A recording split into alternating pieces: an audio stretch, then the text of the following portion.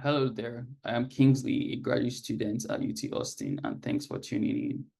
We have prepared a tutorial notebook for the Climate Change AI Summer School 2024 to introduce you to the CityLearn simulation environment for the implementation and benchmarking of algorithms used to control distributed energy resources, such as batteries and thermal energy storage systems in grid interactive buildings. By the end of this tutorial, participants will learn how to design and implement their own rule-based and reinforcement learning control algorithms to control battery charge and discharge in a two-building environment in CityLearn through a number of experiments and exercises. If the terms grid interactive, rule-based control, and reinforcement learning control are new to you, do not worry, as I will introduce them as well as other background topics before the exercises. Also, while I encourage you to follow along, the text in this notebook has been written to be conversational, so you can always come back and read through it at your own pace. That being said, there are a few acronyms that come up when talking about energy in buildings, distributed energy resources, and control. This glossary contains all of such acronyms used throughout this tutorial if you need to reference them. An overview of what we'll cover is the underlying background of CityLearn and its relevance to climate change mitigation through interaction with the environment using a data set from a grid interactive residential community in Fontana, California. We will design a simple rule-based control algorithm and compare its performance to a number of flavors of reinforcement learning control that manage the batteries in the community. Thus, the primary contribution of this tutorial is to familiarize you with the CityLearn software tool and its capabilities, while the secondary contribution is to bring awareness to data sets for building controls research provided within CityLearn. The learning outcomes for you are to, 1, understand how electrification, distributed energy resources, and smart controls can provide promising pathways to decarbonization and energy flexibility. 2, to learn how to design your own rule-based control agents for battery management using readily available knowledge of a building's energy use. 3, to identify the challenges surrounding the generalizability of an RBC agent and how reinforcement learning can mitigate those challenges. 4, to train an RL tabular Q-learning algorithm. 5, to evaluate the performance of a standard model-free deep RL algorithm in optimizing key performance indicators that are targeted at quantifying energy flexibility, environmental and economic costs. And 6, to learn the effects of different control algorithms and their parameters in improving these KPIs.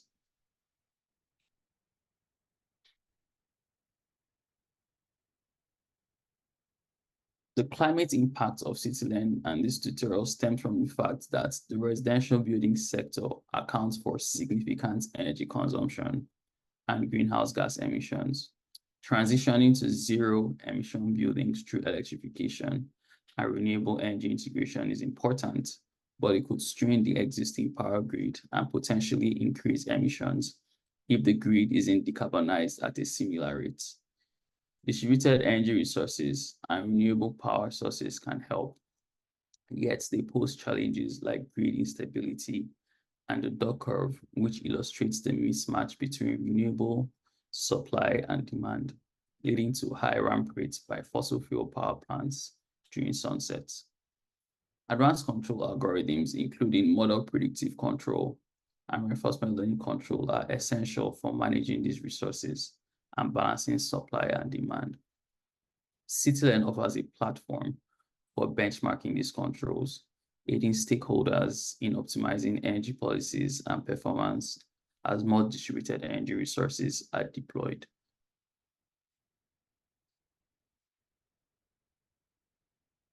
The target audience for this tutorial has a wide reach, as it has been designed to not be limiting to any specialized group. Participants from academia, industry, research institutions, as well as AI enthusiasts will find value in the tutorial. For this reason, the entry level is fairly low and does not require any knowledge in CityLearn nor controls. While some beginner knowledge in Python or similar high-level language is beneficial, it is not essential. Nevertheless, we have provided links to some recommended material that provides some technical background information.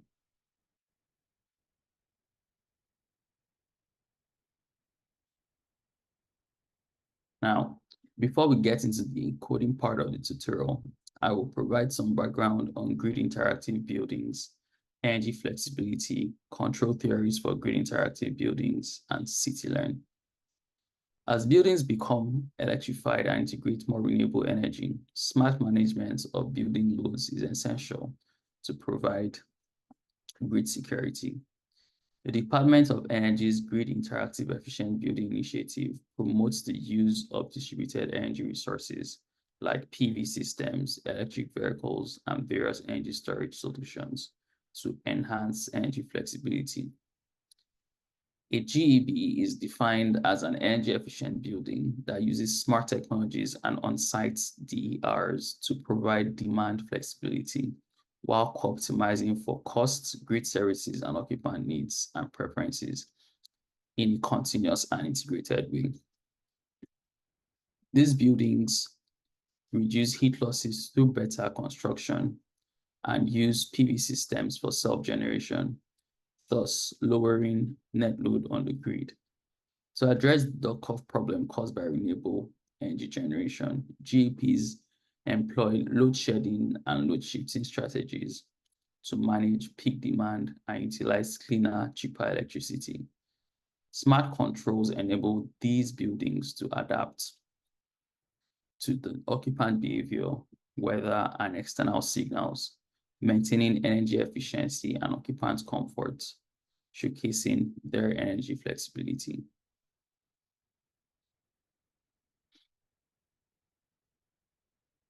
Broadly speaking, there are three control approaches for GEBs, namely rule-based control, model predictive control, and reinforcement learning control.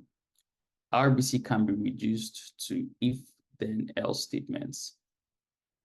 The controller observes the state of the environment. These states can be inferred from temporal features like the hour of day or measured like the current PV generation. Then the controller references its rules to see the preferred action for the current state. RBC can be very powerful when finely tuned and when the designer has a lot of experiential knowledge about the building. However, it poorly generalizes to changes in the building schedule and does not transfer well to other buildings. Model predictive control has seen applications in both simulation and the real world, where it is able to provide an optimal control solution. It starts off with an objective function, and similar to the RBC, it senses the environment, makes forecasts on possible future states of the building, and then plans actions accordingly to meet the objective. However, the cost of a good MPC is high domain knowledge and having an accurate model of the building's dynamics. In RL, through continuous observation of an environment, a controller can learn near optimal solutions through trial and error that are evaluated using a reward function. The goal of the RL controller is to learn a control policy starting from a given state that maximizes the cumulative reward over a control horizon. RL learns a control policy by taking advantage of large data sets from buildings or building models to implicitly learn tailored actions. Thus, it is an adaptive solution. However, it is dependent on having both available data and good quality data. Given their strengths and shortcomings, we want to be able to benchmark these different control approaches and the different algorithms in a fair way that reveals what the best control strategy is for DERs.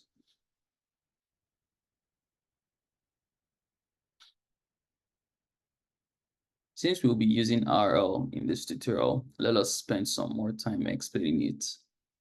If you have heard of machine learning, it is most likely in the flavor of supervised or unsupervised learning. In supervised learning, the observations and their targets are known when training the machine learning model, and the training process is to learn a policy that can predict the targets given the observations. Examples of supervised learning applications in GEBs is a prediction of a continuous variable, such as a building's electricity consumption, or the prediction of a discrete variable, such as a building's occupied state. Unsupervised learning, on the other hand, starts with just a set of observations, but no known targets. Unsupervised algorithms are good at finding common patterns and groupings within observations, which can lead to the creation of data-driven labels or targets. An example of such application is clustering of customer load profiles to determine and allocate appropriate tariff plans. Reinforcement learning is similar to both supervised and unsupervised learning, in the sense that it follows the same idea of learning from observations. However, in contrast to supervised learning, there are no known label targets. Instead, a model, which is the agent or the controller, influences the targets by acting in an environment that rewards actions that have desirable outcomes, but penalizes those that lead to adverse outcomes. An example of RL in GEBs is charging and discharging of a battery, which is the action at every hour, the control time step, with the objective of minimizing the cost of electricity consumption of a building over a control horizon, which could be a year. Given the same sample variables in the supervised learning example, which will be the observation in the RL case, these actions affect the hourly electricity consumption cost, which is the reward for the RL agent. RL is thought of as a trial and error approach because typically the agent starts off with no prior knowledge of the environment he acts in, but learns from experience to associate observations with actions that maximize its cumulative reward.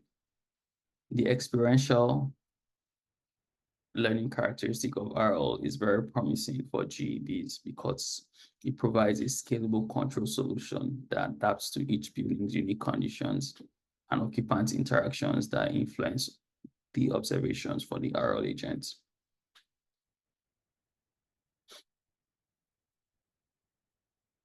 Now I will formally introduce CityLearn and how it is used for control benchmarking in grid interactive buildings. CityLearn is an open source Python environment designed for continuous multi-agent DER control in building districts. A CityLearn building model has thermal and electric end uses. Reduced order HVAC systems models are used to satisfy the thermal loads. HVAC systems and plug loads are powered by the grid or an on-site solar generation system, and excess generation is sent back to the grid. Power outage simulated using an outage model based on the distributed system reliability metrics can be used to cut off the buildings from grid power supply and have them only depend on the DRs available to provide the electric systems with power. Building loads may be shifted using one or more active energy storage systems. And using observations from the building, a regression model approximates the building's thermodynamics for temperature prediction and provides passive energy storage using the building's envelope. The building observations, including pricing and emission signals, are collected by a control agent each time step, and this agent uses the observations to determine control actions for the energy storage systems and the HVAC.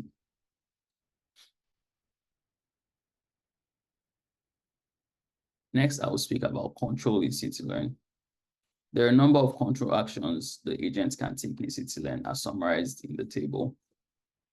They include control of thermal energy storage systems, batteries, and electric vehicles.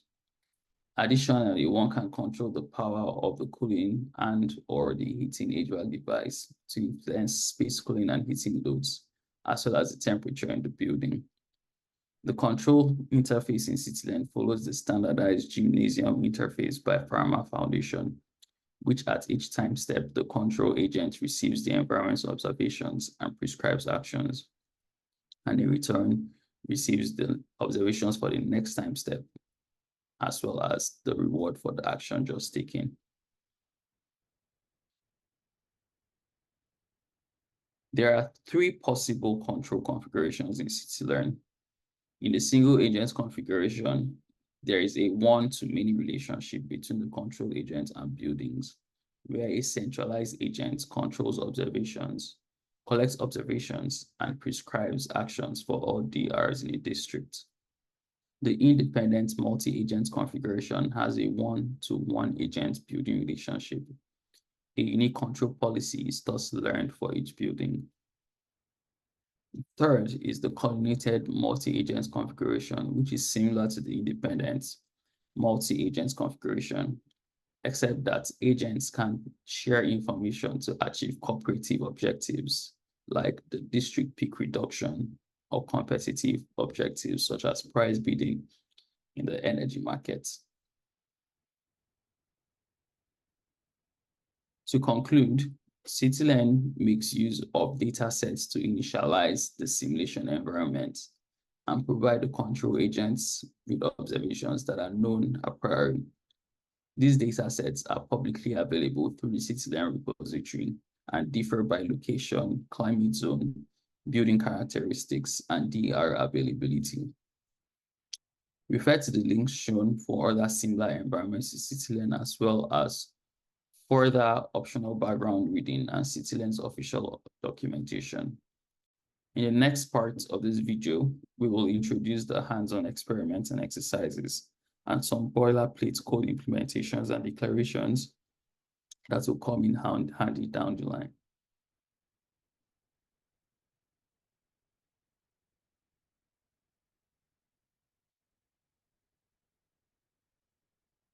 For our exercises, we will learn how to design a controller for battery management in a two-building environment for load shifting flexibility, where each building has a PV system for self-generation. This way, the battery PV system provides flexibility to the grid. We will implement 5 control approaches, and we'll split these implementations between experiments, which I'll lead, and exercises, which you will perform by yourself with solutions to follow. The baseline control is the use case where there is no energy flexibility provided by the battery, and only the PV is used for self-generation. The random control includes the batteries in the buildings. However, the control agent takes arbitrarily random actions to control the battery. Both the baseline and random control approaches serve as our reference cases, where the baseline control is used to make a case for using batteries to ship loads, while the random control is used to make a case for applying some logic to how we control the batteries.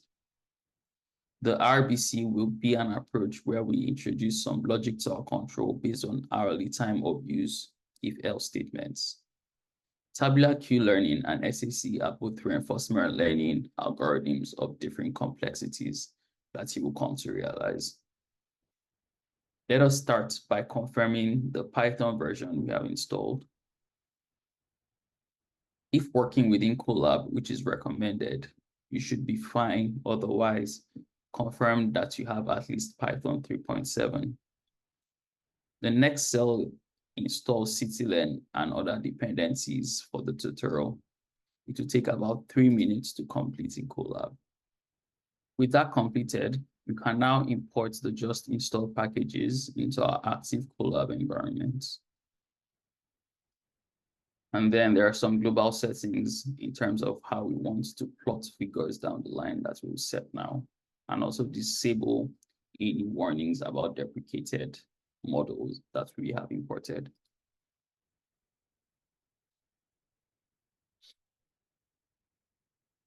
To briefly describe the data sets we'll be working with, it is from a 17 building zero net energy single family home community in Fontana, California.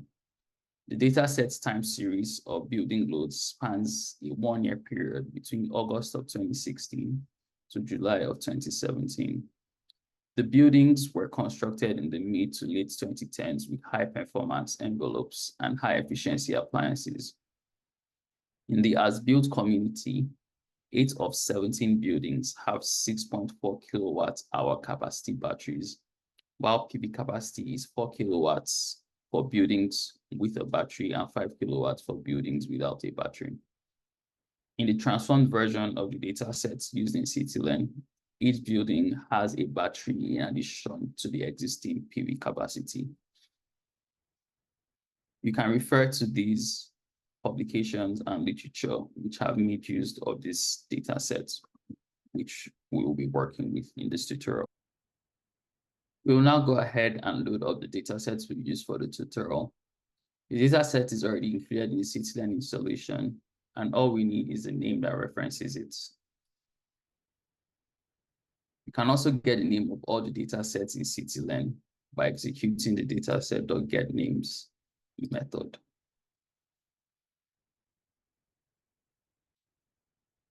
The dataset includes a schema, which is the JSON representation of the environment.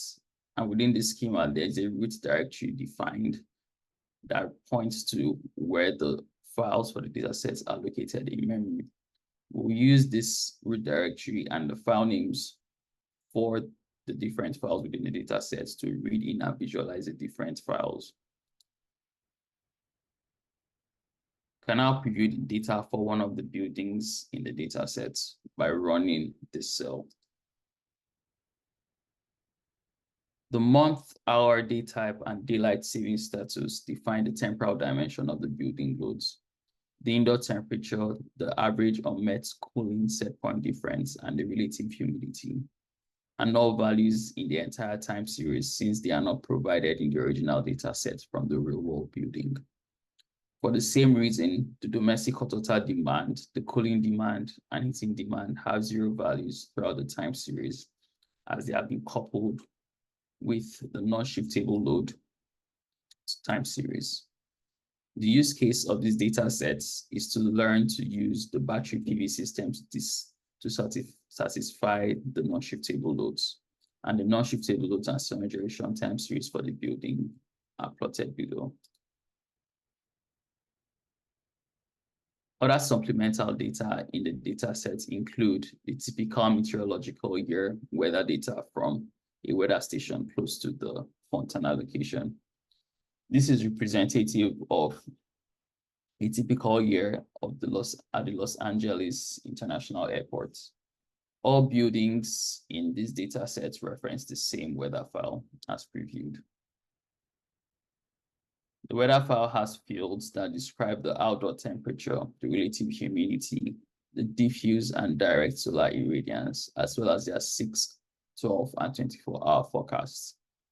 In these data sets, the forecasts are perfect forecasts. For example, the 6-hour temperature forecast at a certain time step will be equal to the temperature 6 hours later.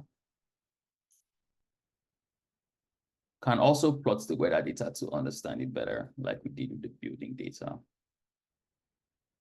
So these figures show the entire year's worth of temperature, solar radiation, and relative humidity. The electricity rate plan for this community is from the service provider for the location. We adopted a particular rate that is summarized in the table below that was designed for customers with residential batteries, where electricity is cheapest in the early morning and late at night, and cheaper during off-peak months of October to May. Meanwhile, electricity is cheaper on weekends for peak hours of 4 p.m. to 9 p.m. in June to September.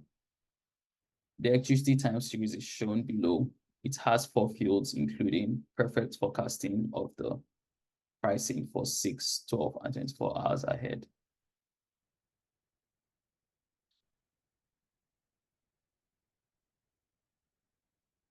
Another supplemental data in the CityLearn Challenge datasets is the grid carbon intensity time series, describing the CO2 equivalent of greenhouse gases that are emitted for every unit of energy consumption.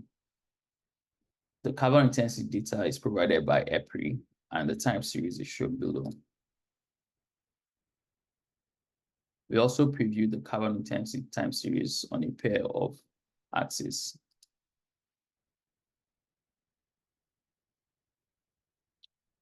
Now that we're familiar with the data sets we'll be working with, we want to assign some constants that make minor changes to the schema and improve our learning experience in this tutorial.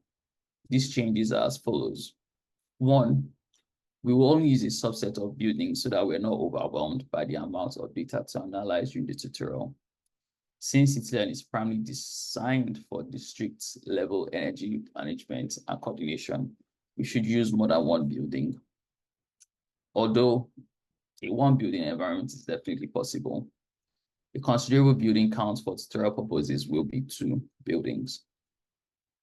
Also, we would only limit our analysis to a 1-week period from the entire 1-year period of the entire data set for the same reason of ease of analysis.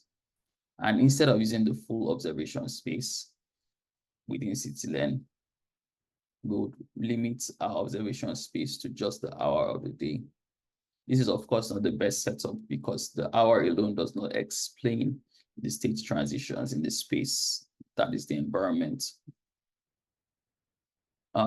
Nevertheless, it will help highlight the strengths and weaknesses of different control algorithms. And lastly, CityLearn allows for 3 control configurations as earlier discussed. In this tutorial, we'll make use of the single agent configuration. To keep things interesting, the buildings and the 1-week period will be pseudo-randomly selected, but for reproducibility, we will set the random seed generator to a constant, which we will all use. Next, we'll define some functions to help us make these selections. This first function helps us randomly select 2 buildings. The next function helps us randomly select a 1-week period for our analysis. Now we'll begin by setting a random seed. Here I am choosing a random seed of 0. And as I mentioned earlier, for us to have the same results, we should all use the same random seed, at least while going through the tutorial together. Next, we'll define the number of buildings we want, which is 2, and then call our select buildings function to randomly select 2 buildings. Here we have selected buildings 2 and 7 for our analysis. In the same fashion, we will set the number of days that we want to work with to 7 and call our select simulation period that we just defined to select a 1-week period for us. There we have it. This is the period that has been selected. Remember, we have 1 year's worth of data, which means we have 8,760 time steps for an hourly resolution. So we have selected a 1-week period towards the end of the building time series. And then we would hard define the active observations we want to use. As mentioned earlier, we would only be using the hour of day. And then finally, the choice of the control configuration will be set using this Boolean constant called the central agent set to true.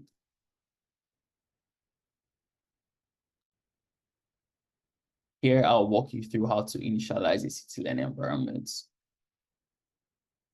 To initialize the environment, all that needs to be done is to call the initialization function and parse in any custom configurations we previously defined in addition to the dataset name. So here I am parsing the dataset name. I am letting the environment know that we want to use a central agents configuration. I am letting it know what buildings we choose to use from these data sets, as well as the active observations and the simulation start and end time steps, which is the 1-week period we just defined.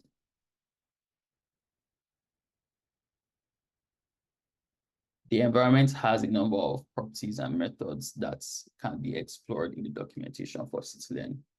Here we'll interact with some of those properties and methods.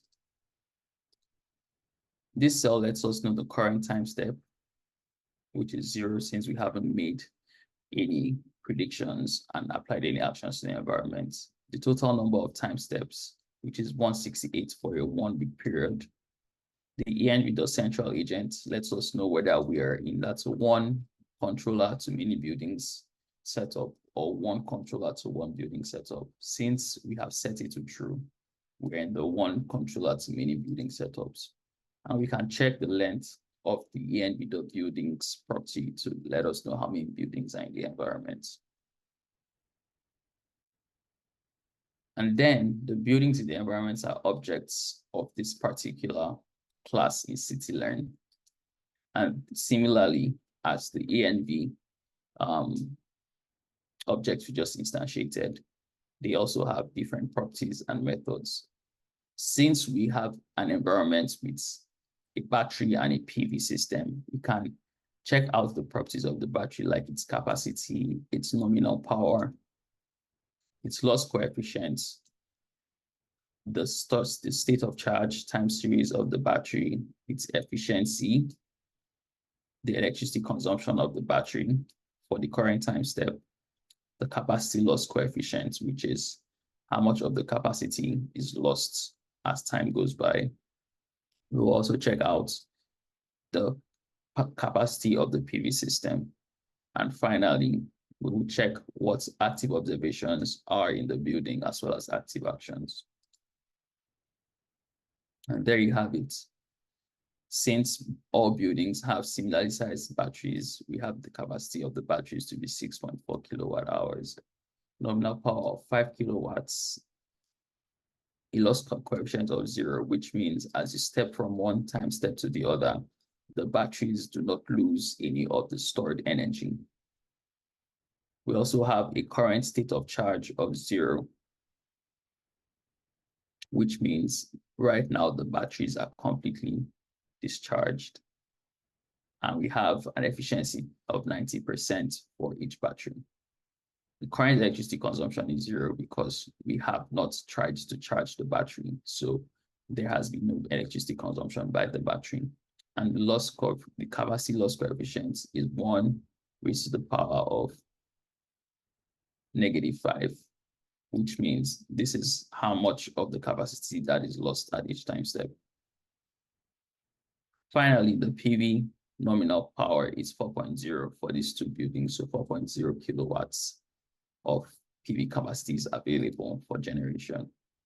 And then since we set our active observations to just the hour of the day, we have just the hour as our active observations. And our active action is to control the electrical storage, which is the battery in each building. Okay. Next up, we'll go through the KPIs that we'll use for evaluation of our control. We'll evaluate the control agents using 5 key performance indicators that are to be minimized, including the electricity cost, carbon emissions, the average daily peak, the ramping, and the load factor. The average daily peak, the ramping, and load factor are district level KPIs that are calculated using the aggregated district level electricity consumption. Whereas the cost, carbon emissions are building level KPIs that are calculated using the building level electricity consumption. And they are reported at the grid level as the average of all the building level values. The electricity cost is defined as the sum of the building level imported electricity costs, where this term TH is the electricity rates at each hour, and E is the imported electricity consumption into the building. Or rather, E is the net electricity consumption by the building. So since we're interested in only imported electricity, when this value is negative, which means we are exporting, we do not consider the cost because we only want to evaluates the controller on its ability to reduce the cost of imported electricity. In the same fashion, the carbon emissions is the sum of the building level carbon emissions, and OH is the carbon intensity, which we get from the carbon intensity data sets that we just reviewed earlier. The average daily peak is defined as the mean of the district level peak, where D is the day index for the year, N is the total number of days, which is 365 for a 1 year period. Ramping is defined as the absolute difference of consecutive district level electricity consumption and represents the smoothness of the district's load profile, where low ramping means there is a gradual increase in grid load even after self-generation becomes unavailable.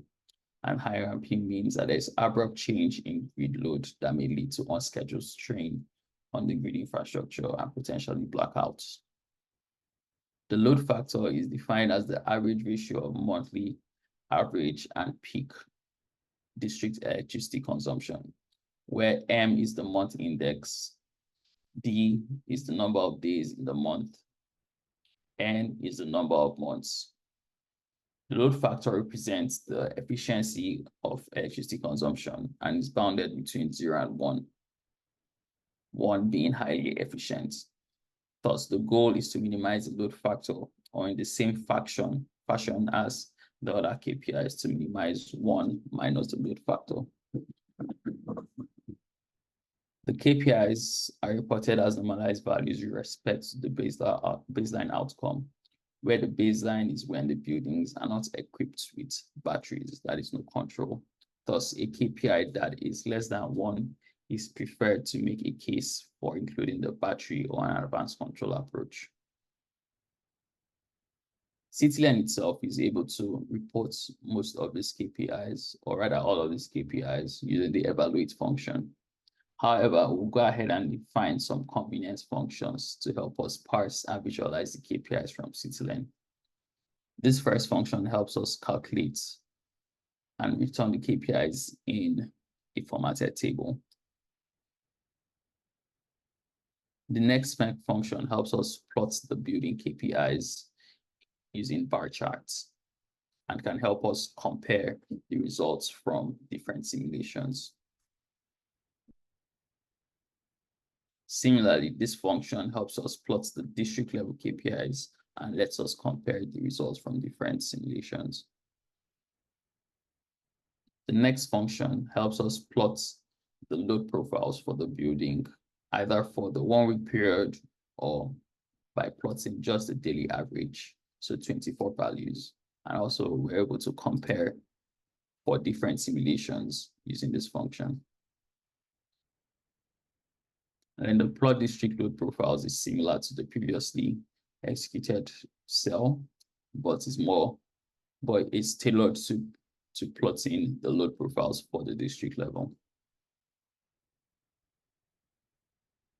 And then the next function helps us plot the state of charge profile for the batteries in each building so that we can see how the batteries charge and discharge over time. And then the last function combines all the previously defined functions so that we can just call this one function and all the other functions are called and our figures are plotted in one go.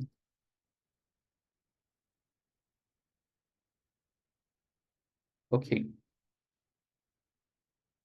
Now we're about to begin experiment 1. In experiment 1, we'll learn how to set up a CityLearn environment for control and how to run inference using a baseline model.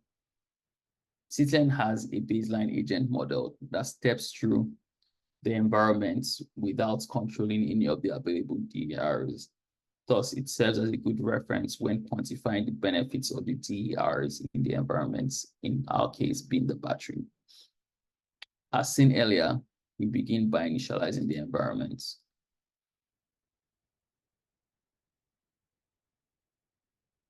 Next, we initialize an instance of the baseline agent.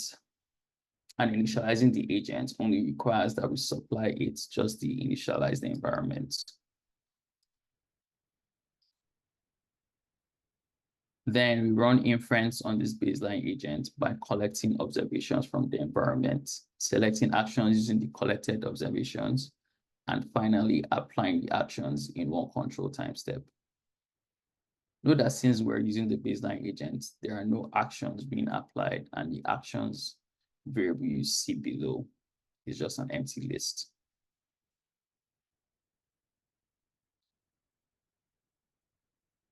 Now let us unpack what the code above does. The reset function first configures the environment to its initial state, which is time step 0, and then returns the observations of the environment at that time step. This reset is especially important when training RL agents, as agents can be trained over many episodes, and each time a training episode completes, the environment must be returned to its initial state. We can infer if an episode has completed using the terminated property of the environment that returns true at the point of completion, otherwise false. The predict function for the agent is a method common to all agents in CityLearn that inherits from the base class agent.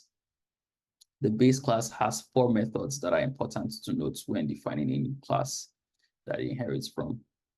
The first is the init, used to initialize a new agent. The learn, used to train the initialized agents on an environment. The predict, that is used to select actions at each simulation time step using some defined policy or some rules that have been defined in the code. And then there is the base class, which all CityLearn agents inherit from.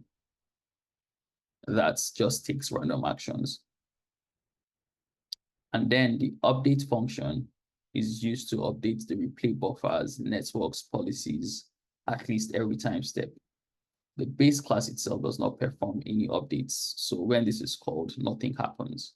However, if you are working with an RLL agent defined within CityLearn, this is used to update the agent's network policies.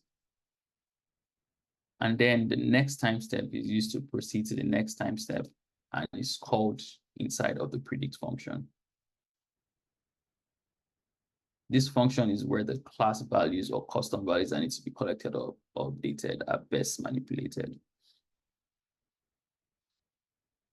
The CityLearn step function transitions an environment from one state to another or one time step to another by applying the predicted actions and advancing the environment to its next time step.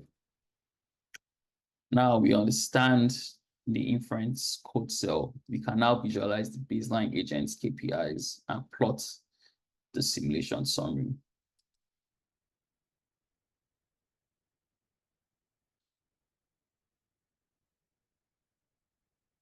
So here we have different figures, and they tell us about the KPIs related to the simulation that we have just run, the load profiles, and the battery SOC profiles for the baseline case. Let us start from the top. The first one shows us the cost and emissions KPIs at the building level. For both buildings, these values are at 1.0 because we're running for the baseline case where we have not included any of the VARs in the environment. So we are still at the baseline.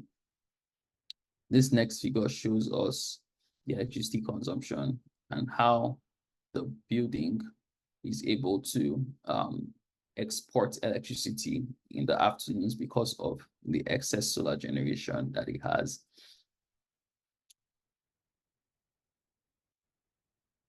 That idea is clarified in the average daily profile, where you can see that the peaks for the buildings happen in the evenings, and in the afternoons there's excess generation, which is why the consumption is below 0. Again, since we do not use the batteries, you can see how the state of charge for the batteries for the entire week remains at 0, which means they are never charged. And then like the building KPIs, the district level KPIs are also at 1.0 because we have not included the battery in our simulation. The district level profiles are one for the first one that shows the entire week is just a summation of both buildings' profiles. And the district level average daily profile follows the same fashion as the buildings, where you have the peaks in the evenings and you have excess solar generation in the afternoon. So now it's the time for you to try things out yourself. In this first exercise, you will run inference on a random agent. CityLearn has an implementation of a control agent that predicts random actions, and has been imported earlier with the alias random agent. Following the execution flow as the baseline agent inference, fill in the blanks in the following code cells to run inference on your random agent. Once that is completed, you can preview the solution of the random agents by opening up this code cell. Now, in the next experiment, we'll utilize an RBC agent. As mentioned earlier, RBC is a popular control strategy that is used in most systems because of their level of simplicity. They are best described as a set of rules expressed as if-else statements that guide their decision-making. An example of such statement is, if the outdoor drive-up temperature is 20 degrees C and the hour is 10 p.m., charge the battery with 5% of its capacity. Now, the actual implementation of this statement is open-ended, as a designer can choose to program it using any programming language, such as Python, as used in CityLearn, or a proprietary language that the battery manufacturer uses. Nevertheless, at a high level, it simplifies the set of statements and conditions that are easily understandable and mappable. Coming from a machine learning, supervised learning background, think decision trees. The RBC we'll be designing here is a set of if-else statements that use the hour observation to determine the hour, the amount of energy to charge or discharge the battery. Remember, we're using a centralized single agent strategy. Thus, the if-else statements we define will apply to all the batteries in all the buildings. We'll make use of the CityLearn's RBC agent implementation, which you can learn more about by following this link. This class allows one to define a custom action map using the hour as the if-else condition and the battery capacity proportion as the action, where negative values imply discharging of the battery and positive values imply charging of the battery. In this example I will go through, we will use the first half of the day to charge the battery at a constant rate, and the remaining half to discharge the battery at also a constant rate. This is, of course, by no means an ideal strategy. However, in the next exercise, you will be able to fine-tune the action mapping to something more suitable. I will now go ahead and run the cell.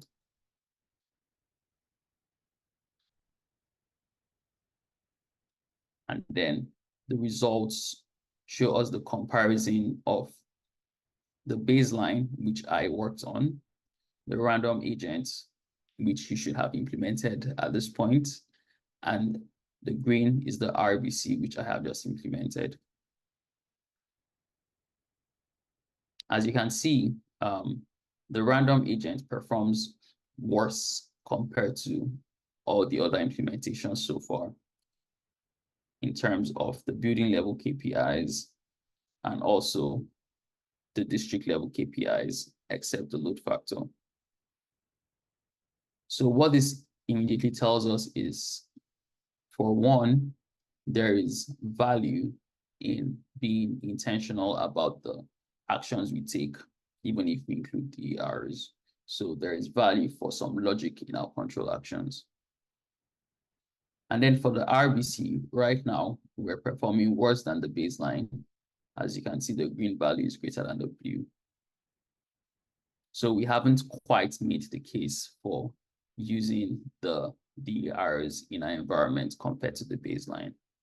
Hopefully, when you tune your RBC, you'll be able to improve these KPIs below the baseline to make a case for using the DRs. I will not go into depth in terms of the profiles, but one thing to notice is since I'm charging at a constant rate and it's charging as a constant rate, we have a linear profile in terms of how the battery charges, in terms of its SOC and how it discharges.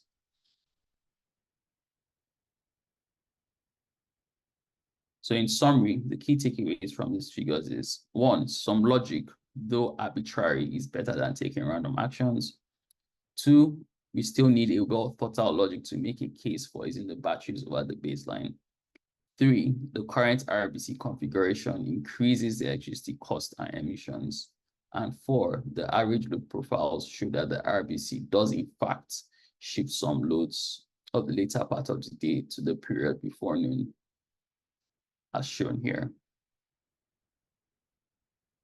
As you can see, the green in the morning is higher than the blue, which means we're using more electricity in the morning.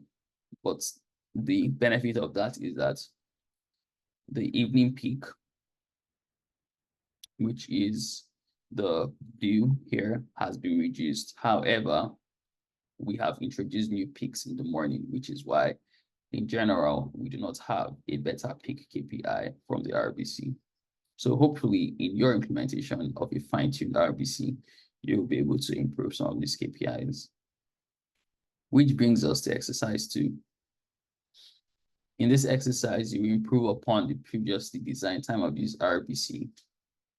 And I would like for you to select actions that meet the following conditions. 1, minimizes the cost and emission building level KPIs below the baseline by at least 5% each for at least one building.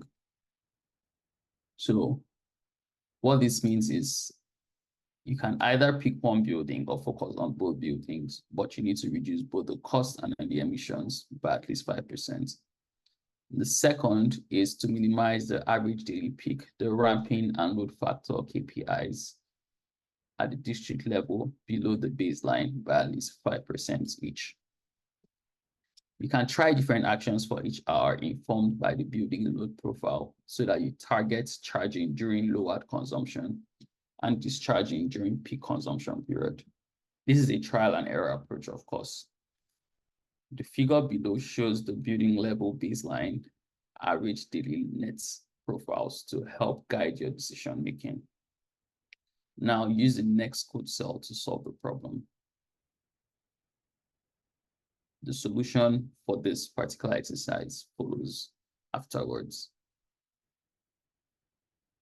Tuning your RBC must have revealed that it can be a cumbersome and labor-intensive process, especially as the number of buildings and the time period, as well as the variance in the load profiles increase.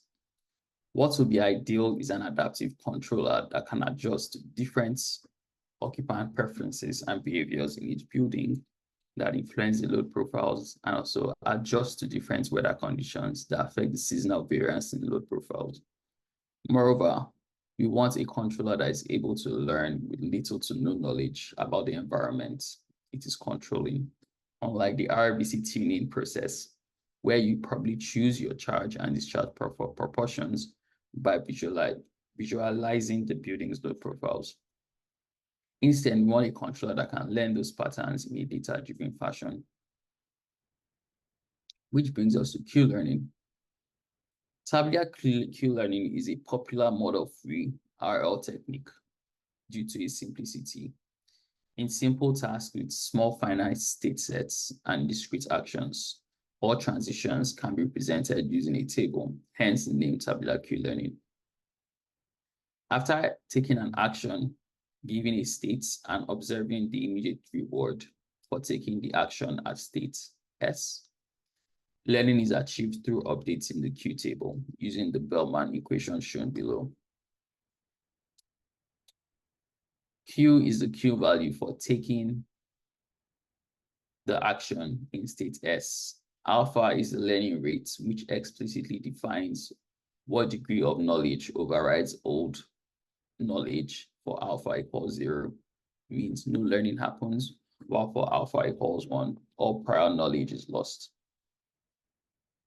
Gamma is the discount factor, which allows the algorithm to balance between an agent that considers only immediate rewards, at gamma equals 0, and one that strives towards long-term rewards at gamma equals 1. Max A prime is the maximum Q value for all actions in the states, in the next state S, that is reached after taking action A at state S. In other words, the optimal policy results from taking actions that maximize the respective Q values in each state. In order for the algorithm to converge to the optimal policy, the requirement is that each state action pair be experienced many times such that the Q values converge. This is what I've just explained in terms of the algorithm. So you start first by initializing the Q table for all state action pairs. You set the learning rates and the discount factor, and then you repeat the steps below for each episode, where first you observe the initial state, you choose an action based on the epsilon greedy policy, whereby a random action is chosen with probability epsilon, and an action with the highest Q value is chosen with probability of 1 minus epsilon. Then you take the action and observe the next state and the reward. Using those values, you update the Q value of the state pair using the Bellman equation, and then you update the current states to the next state you have just received. And then repeat step 3 for a large number of episodes until convergence is reached. In Q-learning, the process of accumulating knowledge happens through the trade-off between exploitation of high reward actions and exploration of unknown actions. The epsilon greedy approach, which we'll use here and is popular, selects a random action with probability of epsilon and the action with the highest expected return with probability 1 minus epsilon, which is the exploitation case. Thus, balancing allows the agent to avoid some local minima during exploration while striving towards convergence. In practice, epsilon is set relatively large in the beginning of the learning process and then reduced using an exponential function. The choice of the initial value and the reduction strategies should be specific and a task of the designer. So CityLearn already has a tabular Q-learning implementation that is based and that is inspired by the Bob test tutorial, but follows the general algorithm in the literature that we have just described. However, a caveat of making use of this agent is that it requires discrete observations and actions, whereas CityLearn is a continuous observation and actions environment. Nevertheless, to solve this problem, CityLearn has provided a wrapper that enables us convert the continuous actions and observations to discrete when communicating between the agent and the environment. All we need to do is to define the number of beans to use for discretization, and the wrapper handles the rest for us. So first, we will initialize a new environment for our tabular Q-learning. And then we will discretize our observation into 24 beans and the actions into 12 beans. Since our is an observation that is shared by all the buildings, its values are the same in all buildings at each time step. So for this reason, one of the dimensions of our Q table will be called the hour bean count. The action space for controlling the batteries will have the same size as the number of buildings. Thus, when we discretize, the Q table dimension will equal the size of the electrical storage action being raised to the power of the building count.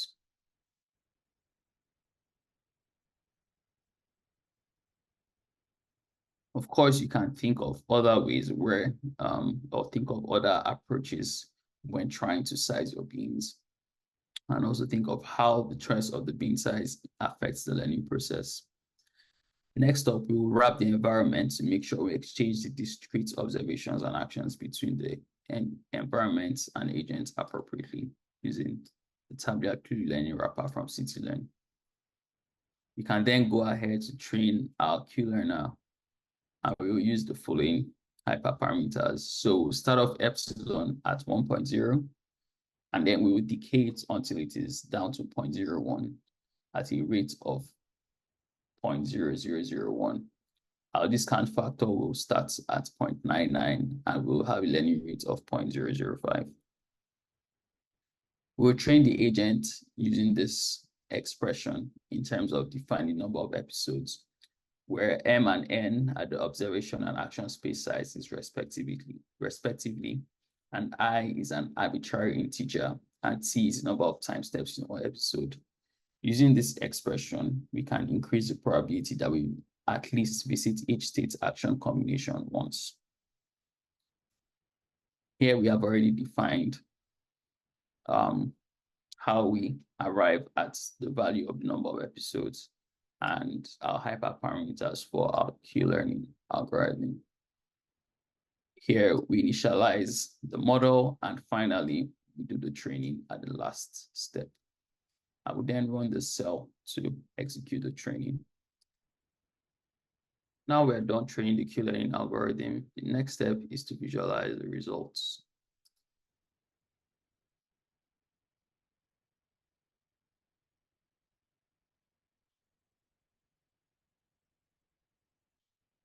These figures are compared against the baseline, the random agent, and the fine-tuned RBC from the previous exercise. The Q-learning agent has performed worse than the baseline and the RBC in terms of building and district level KPIs, and is not too far from the random agent's performance. The net electricity consumption as a result of the Q-learning agent shows unstable and spiky consumption. The reason for this behavior is seen in the battery SOC, where the changes in the SOC curve is abrupt. This highlights an issue with our discretized action space having too large steps as a trade-off for maintaining a reasonable sized Q table. Since the Q table is two-dimensional, we can visualize it and spot the state action combinations for the Q values. This function helps us plot the table, and here we plot the table for the Q values. The Q table on the left shows that for each hour, the Q values for most action indices are similar and very low, which are the dark blues, aside the one action index that has been exploited, the dark red. The middle heat map shows how many times each state action pair was explored, that is randomly chosen using epsilon. And we see that while most pairs have been visited at least once, some pairs have the monopoly. The figure on the right shows how many times the state action pairs were exploited. For each state, only one action was ever an exploitation candidate. This shows that the algorithm spent much time exploring randomly, and the first discovered exploitation candidate for each state remained till the end of the learning process. You can tell the exploration-exploitation balance through epsilon at the current time step. So you can see epsilon is still high, so there's a higher probability of random exploration. Remember that the Q-learning agent updates epsilon using the following exponential decay formula, where epsilon 0 is epsilon at time step 0. Thus, with the current decay rates, we can visualize the number of episodes needed to get to at least a 50-50 probability of exploitation.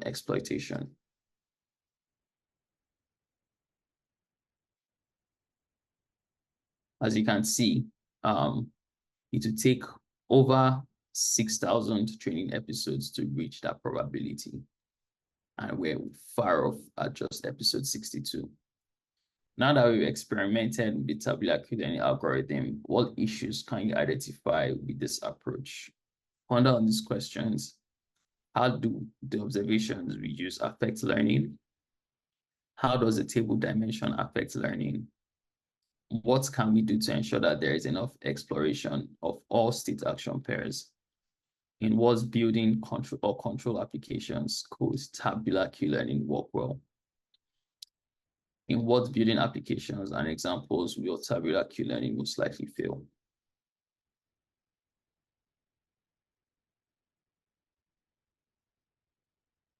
So, as you can see, tabular Q-learning is affected by the course of dimensionality, which is as the size of the state space increases due to the continuous sensor inputs, the size of the Q table has to necessarily increase as well. In particular, for building control, this course of dimensionality is significant, considering the potentially large number of sensors measuring various quantities, including temperature, humidity, consumption, continuously. This means that the agent has an exponentially increasing number of state action pairs to explore before it can converge to an optimal solution. Thus, function approximators like the linear regression algorithm or artificial neural networks have been proposed as solutions that allow generalization by directly mapping the state action pairs to their respective Q values. Refer to this particular link for more information on how to make use of function approximators. In the next section, I will introduce the soft actor critique algorithm, which is a model-free RL algorithm that uses a neural network to approximate the Q values, thus reducing the cost of training compared to tabular Q-learning. To introduce the SSE algorithm, we have to make a case for controlling in an environment that has continuous state actions like CityLearn, where we have shown that tabular Q-learning is not practical as it suffers from the cost of dimensionality.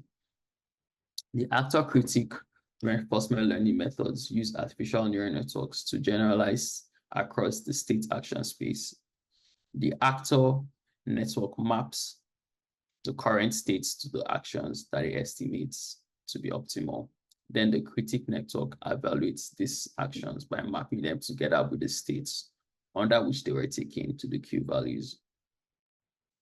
The SAC is a model-free off-policy RL algorithm.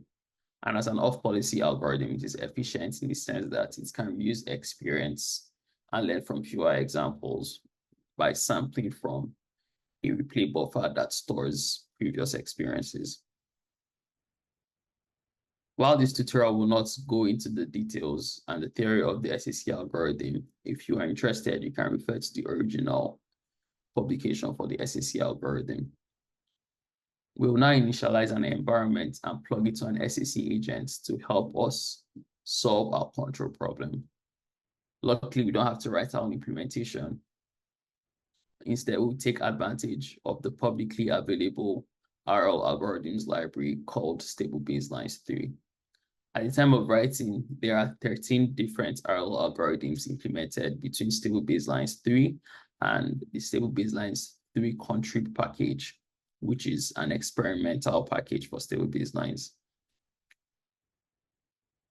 We initialize the environments like we did with the others. And then we also wrap the environment using this wrapper that normalizes the observations using min maximalization to improve the learning. We also apply a second wrapper, the Stable Baselines 3 wrapper, that ensures that the communication between the SAC, the Stable Baselines package, and CityLearn is valid in terms of the type of actions and the type of observations that are sent between the two. And then we can go ahead and initialize the agent by passing in the environments you have just initialized, setting the random seed, and defining the policy that should be used.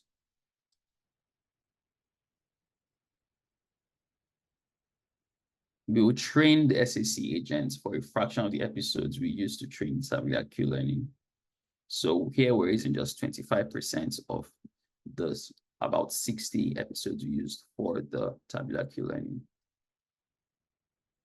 Now with the SAC model trained, we'll evaluate it for one episode using deterministic actions, and what deterministic actions means is we'll be selecting the best actions for each state that is exploiting the already trained policy as opposed to still trying out explorations.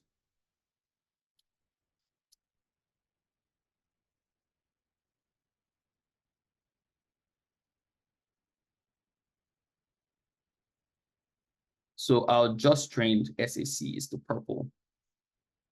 Unfortunately, we notice that we get the same KPIs as our baseline.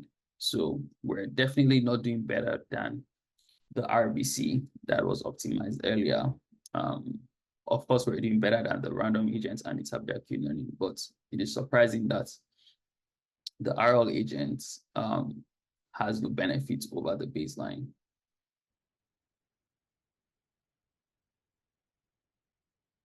To investigate further, we will plot the actions that are being taken by the RL agent.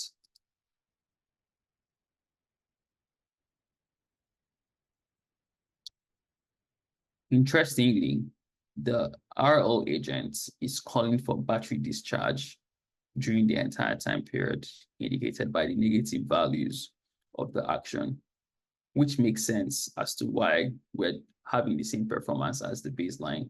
Because if we're continuously discharging and never charge the battery, it's as good as never making use of the battery in the first place.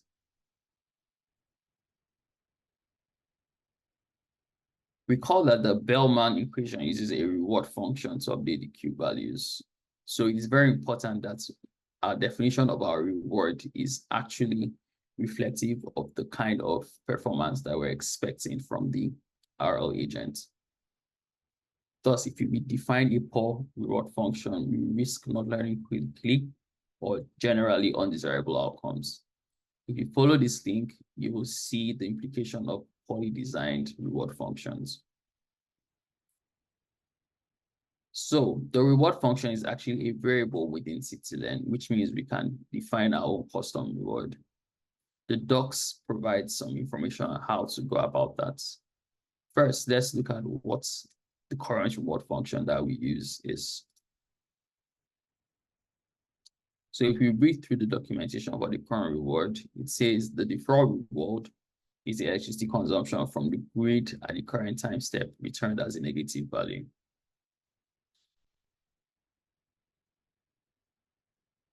While this reward will penalize high electricity consumption, it might not be ideal for all the KPIs we're trying to optimize. As you can imagine, the best way to minimize electricity consumption is to try to move all loads to the battery, hence the insistence on the agents to continuously discharge the batteries. So instead, we want to reduce electricity cost and emissions in the buildings. Likewise, we want to reduce the peaks, ramping, and increase the load factor. One way to achieve this is to teach the agents to charge the batteries when electricity is cheap, which typically coincides with when the grid is cleaner. But remember that the building is able to generate its own power. So we can take advantage of the solar generation in the late morning to the late afternoon to charge for free and discharge the rest during the day, during the rest of the day, so that we can then reduce our cost and our emissions. Also, by shifting the early morning and evening peaks to the batteries, we can improve on our peak and load factor KPIs. We should teach our agents to ensure that renewable solar generation is not wasted by making use of the PV to charge the batteries while they are charged below capacity. Now, on the flip side, the agent should learn to discharge when there is net positive grid load and the batteries still have stored energy. Given these learning objectives, we can now define a reward function that closely satisfies the criteria for our agent to learn good rewards. This is the reward that we will now define Pythonically. This function is designed to minimize the cost, and it is calculated for each building I and summed to provide the agent with a reward that is representative of all buildings. It encourages the net zero energy use by penalizing grid load satisfaction when there is energy in the building, in the battery, as well as penalizing net exports when the battery is not fully charged to the penalty term P. There is neither penalty nor reward when the battery is fully charged during net exports to the grid. Whereas when the battery is charged to capacity and there is net import from the grid, the penalty is maximized. Now we define the custom reward using the instructions that are provided in the documentation. And all we need to do is inherit from the CityLearn reward function class and modify the calculate method within that class. So in here, we are retrieving the electricity pricing for each building, as well as the current net electricity consumption, and multiplying it to get the current cost of electricity. We also retrieve the observation of the SOC for each building. Then we calculate our penalty, and then we finally calculate the reward.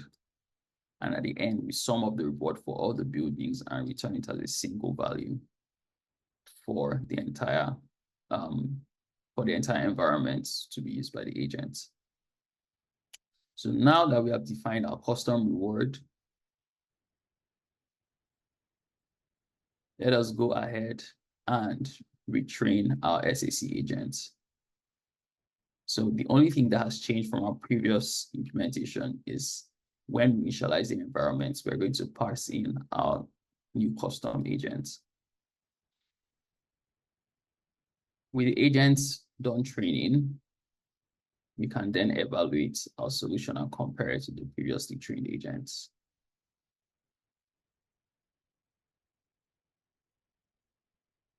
So the brown bars are from our second SAC attempt. And as you can see, now we're doing better than the baseline for the cost and the emissions in all buildings. Compared to the RBC, building 2 still has a better performance when it comes to the RBC. However, for building 7, we're able to minimize the cost and emissions below the RBC.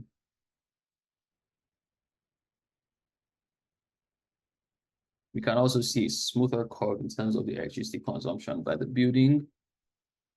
And at the district level, while we're not performing better than the RBC on the emissions and cost on average, and also we're not performing better than the RBC on the average daily peak, we at least improved the ramping by about 2% compared to the RBC. Remember, we have only trained these agents with just 1 week of data and just using the hour as our observation. And we're already able to make a case for using the distributed energy resources above the baseline, and also make a case for adding some logic in terms of how we control the batteries. Let us look at the actions that the agent predicted in this deterministic solution. So as you can see, there are 2 different action patterns for the 2 different buildings, which means the agent has learned to at least assign actions that are building specific, given by the differences in the curves. Again, remember, like I mentioned as well, since we're using just the hour, we have a repetitive profile for each day. And then next up, we can then look at how quickly we converged in the 3 RL implementations we've had. So the tabular learning, the first SAC that didn't learn anything, and this second SAC where we've improved beyond the baseline. To plot the rewards, I'll first execute this function that helps do plotting, and then finally plot the rewards themselves for each. So with the tabular learning, first of all, the idea here is convergence means you are increasing the reward. So our rewards are negative. So increasing means we become less negative. So we want to the profile to trend upwards. And then convergence means at some point we start getting the same reward regardless of how we progress in terms of number of episodes we train on. So we pretty much plateau at some point. For the tabular learning, we do not see any of these observations. We're not necessarily increasing the rewards, and we never really plateau. Instead, it's very noisy, which means there is no learning happening, or there's more learning to be done. For the first SAC, it looks like it is converging because the reward increases and then it begins to plateau. But this is one thing with your solution might converge, but it might not converge to your preferred outcome. So you might just arrive at some local minima, which is what is happening in the first SAC case. In this second SAC case, we are increasing in our reward and we have actually not even converged for the number of episodes we've trained on. So if we were to train for more episodes, we have a probability of actually improving the KPIs that we have so far. So again, these are some general questions to ponder on, some of which I have just addressed now. So that being said, in this third exercise, I would like for you to tune your own SAC agents. So far, we have established a baseline energy performance for the buildings without the energy flexibility provided by the batteries. We have made a case for following some logic over random actions to control the batteries, as opposed to just taking the random actions to random agents. And we have also tuned our own RBC control agents. We have trained a tabular Q-learning agent and implemented the SAC RL algorithm with a crude reward function and then a better tailored reward function. So when each control agent is evaluated on the set of building and district level KPIs, you find that if we carefully tune the RBC, we can improve the baseline, albeit it can be a painstaking effort. The tabular Q-learning has the potential to adapt to unique building properties, but suffers from the cost of dimensionality. We also find that the SAC agent is sensitive to the reward function design, and with a custom reward that is tailored towards achieving our KPIs, our evaluation KPIs, we can achieve a performance that is better than the baseline case and potentially better than an averagely tuned RBC. However, we find that the SAC plus custom reward case did not converge after our training episodes. Also, the improvements beyond the baseline are not very large, and there's still room to improve compared to the RBC. So in the next cells, you will improve the SAC model by taking one or more of the following actions. One, you can expand the observation space beyond using just the hour. You can refer to the CityLearn observations documents to discover other observations you can include. Two, you can optimize the SAC hyperparameters. So in our previous models, we have used the default stable baseline hyperparameters.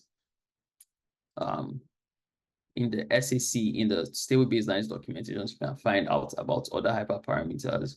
And also this link will point you to some good advice and directions on how to pick hyperparameters for the SAC.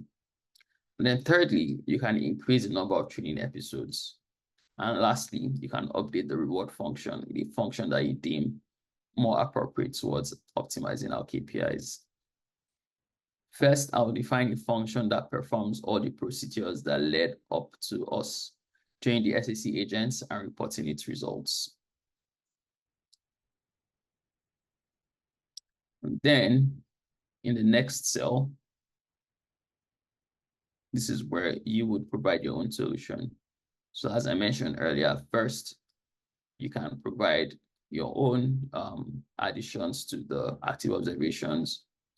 You can update the hyperparameters. You can change the number of training episodes. And finally, you can update the reward function. Running this code cell will also generate the results and run the comparisons to the previously run models. Finally, once you're done, you can preview the solution that has been provided. If you have made it this far, it means you've completed the 3 exercises so far. The first one being implementing the random agent, the second being tuning your RBC, and the third one being improving on the SAC agent implementation. So congratulations for making it this far. You may choose to submit your results from the just completed exercise of tuning or improving upon your SAC agent. So we have designed a publicly available scoreboard for this particular tutorial. As you can see, these are the existing solutions from the tutorial so far. So go about submitting a solution. First, you want to run the cell that helps make the submission to the Google form. And then the next cell helps you execute the actual solution, or rather helps you make the actual submission by providing a tag for your submission. So here I'll just provide a tag of test Kingsley, and I'll put in a timestamp, which is 2024, June 9th, and make my submission. So any submit, it lets you know what the unique ID is. And if you come to the leaderboard, you see the solution show up. So this is what I just submitted.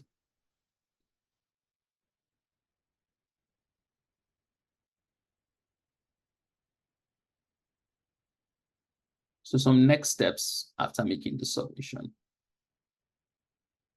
Some other ideas on how you could continue to use this tutorial and CityLearn is: one, you can rerun the entire tutorial with a different random seed, a different building counts, day counts, and active observations.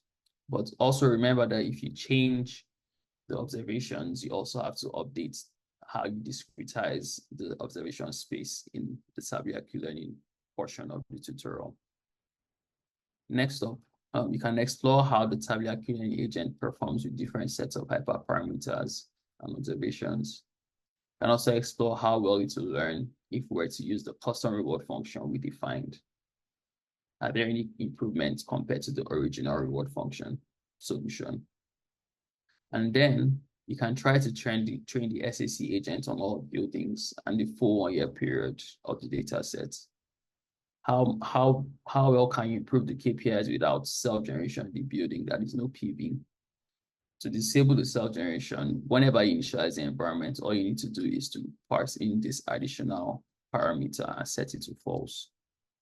And then in our hands-on experiments, we trained and tested on the same days. In reality, when an RL agent is deployed, the training and testing period will differ, which means that your RL agent will have to adjust to experiences in the building states that it hadn't seen during training.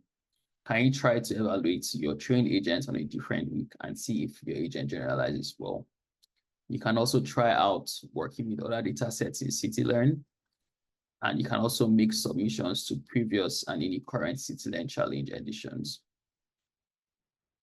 If you follow this link, it will elaborate on the CityLearn challenges and what the problem sets have been. And finally, you can bring your own data set to CityLearn, or otherwise come up with your own ideas on how to make use of CityLearn. Thank you for following through with this tutorial, and I hope you have learned a thing or two so far. Thanks.